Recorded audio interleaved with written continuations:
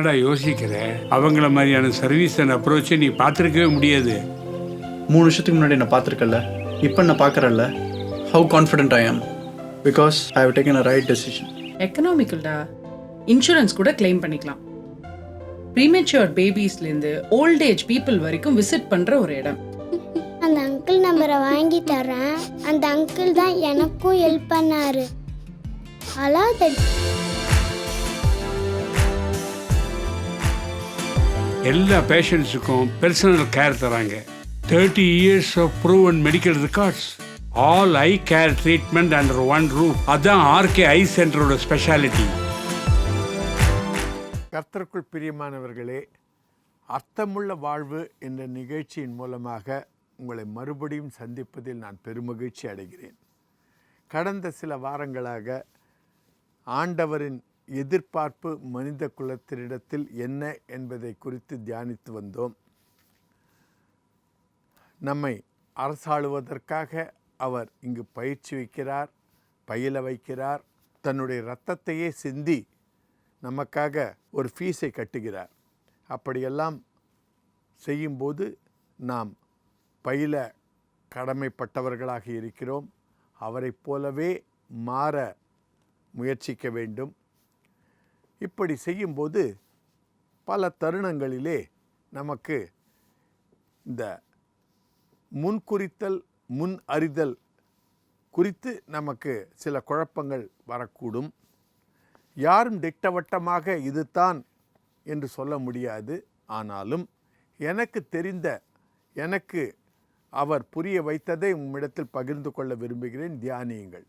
ஏனென்றால் வேதத்திலே பல இடங்களிலே நாம் என்ன செய்வோம் என்பதை அவர் நம்மை அனுப்புவதற்கு முன்பாகவே அவருக்கு தெரிந்திருக்கும் போது நாம் அதி ஜாக்கிரதையோடு நடந்து கொள்ள வேண்டும். ஃபோர்நாலேஜ் அண்ட் ப்ரீடெஸ்டினேஷன், முன்னறிதல், முன்குறித்தல், இதை குறித்துத்தான் இன்று நாம் தியானிக்க இருக்கிறோம். ரோமர் 11வது அதிகாரத்திலே அவருடைய தெரிந்து கொள்ளுதலை குறித்து சொல்லும்போது ஈசாவும் யாக்கோபும் தாயின் கர்ப்பத்திலே இருக்கும்போதே அவர் யாக்கோபை தெரிந்து கொண்டார் என்று சொல்லுவார். அவர்கள் நன்மை தீமை இந்த உலகத்திலே வந்து செய்வதற்கு முன்பாகவே அவர் தெரிந்து கொண்டார் என்று சொல்லும்போது அவர் ஏதோ ஒரு காரணமில்லாமல் தெரிந்து கொள்கிறார் என்பது போல புலப்படலாம். ஆனாலும் நாம் ஆழ்ந்து பார்க்கும்போது நம்மை அனுப்புவதற்கு முன்பாகவே அவருக்கு நாம் எப்படி நடந்து கொள்வோம் என்பதெல்லாம் தெரியும். அதை எப்படி நாம் தெரிந்து கொள்ளலாம் என்றால், எரேமியா புஸ்தகம் 1வது அதிகாரம் 8வது மற்றும் 9வது வசனத்திலே ஆண்டவர் இப்படியாக சொல்லுவார், உன் தாயின் வயிற்றிலே உருவாக்குவதற்கு முன்பாகவே நான் உன்னை அறிந்தேன் என்பார். பவுலடிகளார் தாயின் வயிற்றில் இருக்கும்போது ஒன்றுமே அவர்கள் வெளியிலே வந்து சரியா என்ன செய்வார்கள் என்று தெரியாத போதே தெரிந்து கொண்டார் என்று சொல்லுவார். இங்கு ஆண்டவர் சொல்லுகிறார், உன் தாயின் வயிற்றிலே உருவாக்குவதற்கு முன்பாகவே உன்னை அறிந்தேன் என்றால் நீ என்ன செய்வாய்? நன்மை செய்வாயா, தீமை செய்வாயா, மனம் திரும்புவாயா, மனம் திரும்ப மாட்டாயா? எல்லாம் அவருக்கு தெரியும். யூதாஸ் காரியோத்தை நான் அனுப்புவேன், அவனை என்னுடைய நிதி அமைச்சராகவும் வைப்பேன், ஆனாலும் காணாமல் போய்விடுவார். 2 கள்ளர்கள் அத்தனை கொலை பாதகம் செய்து சிலுவையிலே ஏற்றப்படுவார்கள். ஆனாலும் ஒருவன் மனம் திரும்பி ரட்சிப்புக்குள் வருவான், ஒருவன் தன் மனதை கடினப்படுத்தி கொண்டு ரட்சிப்புக்குள் வரமாட்டான். எல்லாம் அவருக்கு தெரியும். ஆதலால் நாம் அதிஜாக்கிரதையோடு இருக்க வேண்டும். வேதத்திலே சில பகுதிகளை நாம் தியானிக்கும்போது இது இன்னும் பலமாக புறப்படும். சாலமன் காலத்திலே, சாலமன் ஆரம்ப காலத்திலே கடவுளுக்கு கீழ்ப்படிந்து நன்றாக இருந்தார். ஆனாலும் தன்னுடைய மனைவிகளின் கட்டாயத்தினாலே அவர் பிற தெய்வங்களுக்காக ஆலயங்களை கட்டும்போது ஆண்டவர் கோபப்பட்டு 10 கோத்திரங்களை எடுத்து ஜெரோபோம் என்பவருக்கு கொடுத்து விடுவார். அந்த ஜெரோபோமும் கர்த்தருடைய வார்த்தைகளை கேளாமல் அவர் ஒரு பலிபீடத்தை கட்டி கொண்டிருப்பார். அப்பொழுது கர்த்தர் தன்னுடைய ஒரு தெய்வ மனுஷனிடத்தில் அனுப்புவார். அதைத்தான் நாம் 1 ராஜாக்கள் 13வது அதிகாரம் முதல் 2 வசனங்களிலே காண்கிறோம். ஜெரோபியாம் தூபம் காட்ட பலிபீட தண்டையில் நிற்கையில், இதோ தேவனுடைய மனுஷன் ஒருவன் கர்த்தருடைய வார்த்தையின்படியே யூதாவிலிருந்து பெத்தலுக்கு வந்து அந்த பலிபீடத்தை நோக்கி, பலிபீடமே பலிபீடமே, இதோ தாவீதின் வம்சத்திலே யோசியா என்னும் பேருள்ள ஒரு குமாரன் பிறப்பான். ஃபியூச்சர் டென்ஸ், எதிர்காலம். இதை சொல்லி அந்த யோசியா வரும்போது ஏறக்குறைய 430 வருடங்கள் ஆகியிருக்கும். 430 வருடங்களார் 400 வருடங்களுக்கு மேலாக என்ன நடக்கப் போகிறது, யார் எங்கே பிறப்பார்கள், எந்த பெயரிலே பிறப்பார்கள் என்பது கூட ஆண்டவருக்கு தெரியும் என்பது நம்மை ஆச்சரியப்பட வைக்கிறது, பயத்துக்குள்ளாக்குகிறது. அவன் உன்மேல் தூபம் காட்டுகிற மேடைகளில் ஆசாரியர்களை உன்மேல் பலியிடுவான், மனுஷரின் எலும்புகளும் உன்மேல் சுட்டெரிக்கப்படும் என்பதை கர்த்தர் உரைக்கிறார் என்று கர்த்தருடைய வார்த்தையை கூறி, இது 400 வருடங்களுக்கு பின்பாக நடப்பதை முன்பாகவே கூறுகிறார். இது எப்பொழுது நடக்கிறது, எந்த அதிகாரத்திலே நமக்கு சொல்லப்பட்டு இருக்கிறது என்று காண்போமானால் 2 ராஜாக்கள் 23வது அதிகாரம் 15வது வசனத்திலிருந்து இப்படியாக நமக்கு அது வெளிப்படுத்தப்பட்டுள்ளது. இஸ்ரவேலை பாவம் செய்ய பண்ணின நேபாத்தின் குமாரனாகிய யெரொபெயாம் பெத்தலில் உண்டாக்கியிருந்த பலிபீடமும் மேடையும் ஆகிய இரண்டையும் அவன் இடித்து, யார்? ஜோசியா, அந்த மேடையை சுட்டெரித்து தூளாக்கி விக்கிரகத்தோப்பையும் சுட்டெரித்தான். யோசியா திரும்பி பார்க்கும்போது அங்கே மலையில் இருக்கிற கல்லறைகளை கண்டு ஆட்களை அனுப்பி அந்த கல்லறைகளில் உள்ள எலும்புகளை எடுத்து வர செய்து, இப்படி நடக்கும் என்று தேவனுடைய மனுஷன் கூறின கர்த்தருடைய வார்த்தையின்படியே அவைகளை அந்த பலிபீடத்தில் சுட்டெரித்து அதை தீட்டாக்கினான். அப்பொழுது அவன், நான் காண்கிற அந்த குறிப்படையாளம் என்ன என்று கேட்டதற்கு அந்த பட்டணத்து மனுஷர், அது யூதாவிலிருந்து வந்து நீ செய்த இந்த காரியங்களை பெத்தேலின் பலிபீடத்திற்கு விரோதமாய் கூறி அறிவித்த தேவனுடைய மனுஷனின் கல்லறை என்றார்கள். அதற்கு அவன், இருக்கட்டும், ஒருவனும் அவன் எலும்புகளை தொட வேண்டாம் என்றான். அப்படியே அவன் எலும்புகளை சமாரியாவிலிருந்து வந்த தீர்க்கதரிசிகளின் எலும்புகளோடு விட்டுவிட்டார்கள். கர்த்தருடைய பிள்ளைகளே, ஜோசியா வைராகியத்தோடு அந்த எலும்புகளை எரிக்கும்போது என்ன செய்கிறான் என்றே தெரியாமல் செய்கிறான். அந்த ஊரில் இருந்த ஊர்க்காரர்கள் சொல்லுகிறார்கள், அந்த எலும்பையும் கொண்டு வா என்று சொல்லும்போது, அது வேண்டாம் ஐயா, அவர்தான் நீர் இவற்றையெல்லாம் செய்வீர்கள் என்று சொல்லி சொன்ன அந்த ஆள் என்று சொல்லுகிறார்கள். அதிலிருந்து நமக்கு என்ன தெரிகிறது என்றால், நாம் என்ன செய்ய போகிறோம் என்பது ஆண்டவருக்கு நம்மை அனுப்புவதற்கு முன்பாகவே தெரிகிறது. ஆதலால் நாம் நன்மை செய்கிறவர்களாகவும் தீமையை நிராகரிக்கிறவர்களாகவும் அதுக்கு ஏர்மாறாக செய்யும்போது மனம் திரும்புகிறார்களும் கடைசி வரைக்கும் நாம் இருக்க வேண்டியது அவசியம்.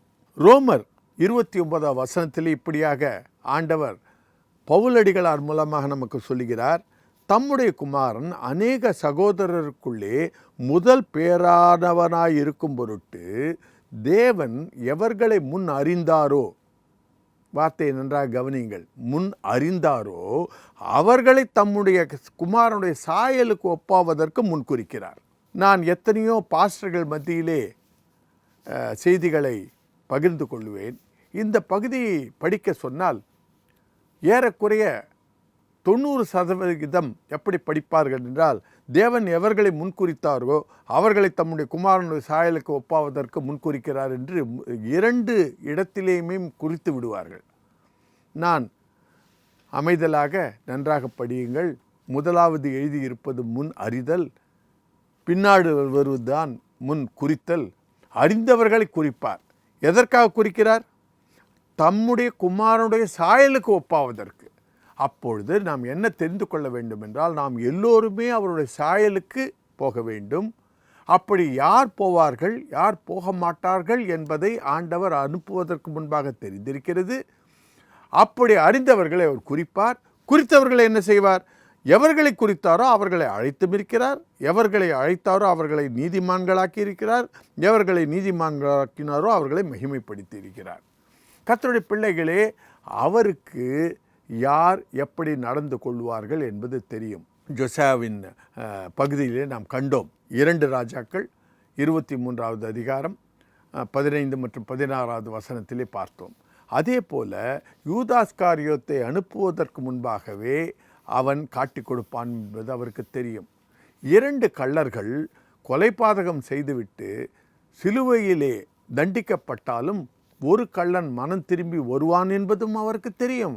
ஒரு கள்ளன் தன்னுடைய இருதயத்தை கல்லாக்கி கொண்டு இன்னும் இம்மையிலேயே இருந்து கொண்டு, ஐயா நீங்கள் ஆண்டவராக இருந்தால் நீயும் இறங்குங்கள், என்னையும் இறக்கி விடுங்கள் என்று சொல்லுவான். மற்றவனோ மனம் திரும்புவனாய் உம்முடைய ராஜ்யத்தில் எனக்கு இடம் கொடுங்கள் என்று சொல்லுவான். நாம் செய்த காரியங்களுக்காக தண்டிக்கப்படுகிறோம், அவரோ நிரபராதி, எப்படி தண்டிக்கப்படுகிறார் என்பதை உணர்கிறான்.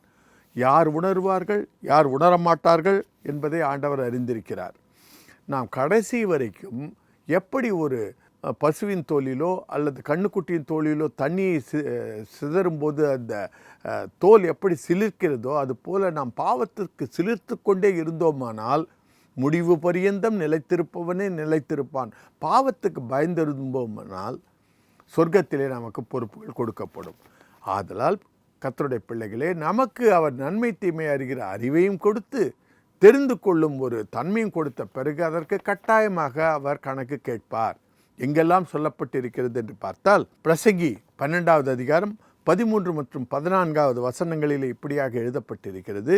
காரியத்தின் கடத்தைகளை கேட்போமாக, தேவனுக்கு பயந்து அவர் கற்பனைகளை கைக்கொள். எல்லா மனுஷர் மேலும் விழுந்த கடமை இதுவே. ஒவ்வொரு கிரியையும் அந்தரங்கமான ஒவ்வொரு காரியத்தையும் நன்மையானாலும் தீமையானாலும் தேவன் நியாயத்திலே கொண்டு வருவார். அதே போல எரேமியா புஸ்தகம் 17வது அதிகாரம் 9 மற்றும் 10வது அதிகாரத்திலே ஆண்டவர் எப்படியாக நமக்கு வெளிப்படுத்தி இருக்கிறார் என்றால், எல்லாவற்றை பார்க்கலும் இருதயமே திருக்குள்ளதும் மகா கேடுள்ளதுமாய் இருக்கிறது, அதை அறியத்தக்கவன் யார்? கர்த்தராகிய நானே ஒவ்வொருவனுக்கும் அவனவன் வழிகளுக்கும் செய்கைகளின் பலனுக்கும் தக்கதை கொடுக்கும்படி இருதயத்தை ஆராய்கிறவரும் உள்ளந்தரியங்களை சோதிக்கிறவருமாய் இருக்கிறேன். கர்த்தருக்கு நம்முடைய இருதயம் நன்றாக தெரியும். ஆதலால் கர்த்தருடைய பிள்ளைகளே, நாம் அதி ஜாகிரதையோடு நடந்து கொள்ள வேண்டும். மத்தேயு 12வது அதிகாரம் 36வது வசனத்தில் ஆண்டவர் இப்படியாக நமக்கு சொல்லுகிறார், மனுஷர் பேசும் வீணான வார்த்தைகள் யாவையும் குறித்து நியாய தீர்ப்பு நாளிலே கணக்கு ஒப்புவிக்க வேண்டும் என்று உங்களுக்கு சொல்லுகிறேன். வார்த்தைகளுக்கே கணக்கு ஒப்புவிக்க வேண்டும் என்றால் செய்கைகளுக்கு இன்னும் எவ்வளவு அதிகமாக ஒப்புவிக்க வேண்டும். நாம் அதி ஜாகிரதையாக இருக்க வேண்டும். வெளிப்பாடு புஸ்தகம் 22வது அதிகாரம் 12வது வசனத்தில் இப்படியாக சொல்லுகிறார், இதோ சீக்கிரமாய் வருகிறேன், அவனவனுடைய கிரியைகளின்படி அவனவனுக்கு நான் அளிக்கும் பலன் என்னோடு கூட வருகிறது. கர்த்தருடைய பிள்ளைகளே, ஆண்டவர் நம்முடைய கிரியைகளுக்கு ஏற்றபடி பலன் அளிக்க இருக்கிறார். அதற்காக நாம் கிரியின் மேல் சிந்தை வைத்து நன்மையை செய்வோம், தீமையை நிராகரிப்போம். நம்முடைய பலவீனத்தினாலே உல்டா புல்டாவாக செய்துவிட்டாலும் அவரிடத்தில் மனம் திரும்பி மன்னிப்பு கேட்கும்போது அவர் மனம் உருகிய கர்த்தர் மன்னிக்கிறவராக இருப்பார். இதனுடைய இதர பகுதிகளை நீங்கள் காண வேண்டுமென்றால் நரேந்திரநாத் என்கின்ற யூடியூபிலும் divine2.asia என்கிற இணையதளத்தில் பார்க்கலாம். கர்த்தர் எவர்களை முன் அறிந்தாரோ அவர்களை குறிப்பார். நாம் அவர்களுடைய அறிதலுக்கு ஏற்ப நடப்போம். நன்றி, வணக்கம். பண்ணிக்கலாம். ப்ரீமெச்சூர் பேபிஸ்லேருந்து ஓல்ட் ஏஜ் பீப்புள் வரைக்கும் விசிட் பண்ணுற ஒரு இடம். அந்த அங்கிள் நம்பரை வாங்கி தரேன். அந்த அங்கிள் தான் எனக்கும் ஹெல்ப் பண்ணாரு.